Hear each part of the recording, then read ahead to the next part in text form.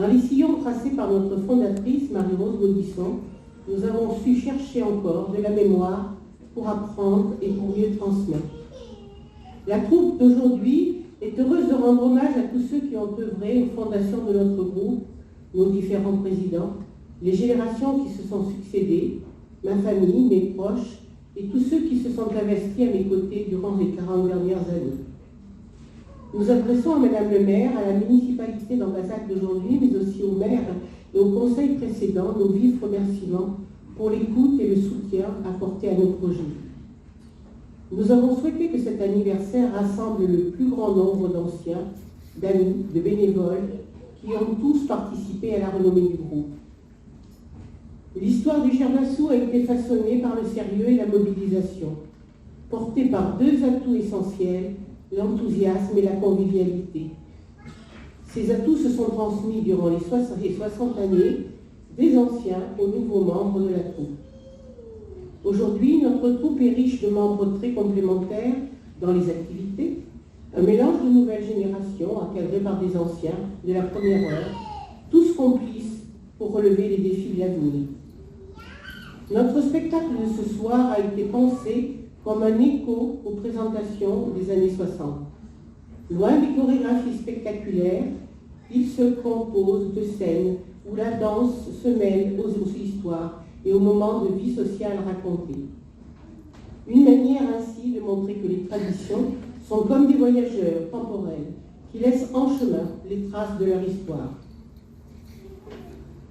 Nous allons donc vous proposer d'entrer d'abord dans un cabaret, un des cabarets favoris du groupe, celui où la danse exprime la joie, débridée, virile et grivoise des habitués.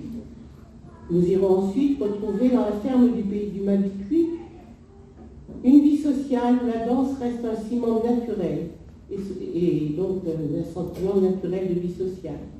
Enfin, nous terminerons dans les salons du château de Weimar, un endroit où la danse participe aux conventions de la société bourgeoise du moment. Donc ce soir, nous vous proposons d'entrer dans la danse pour mieux comprendre comment cette danse accompagne la société du XIXe siècle et comment elle a participé à tous ces divertissements. Que le spectacle commence.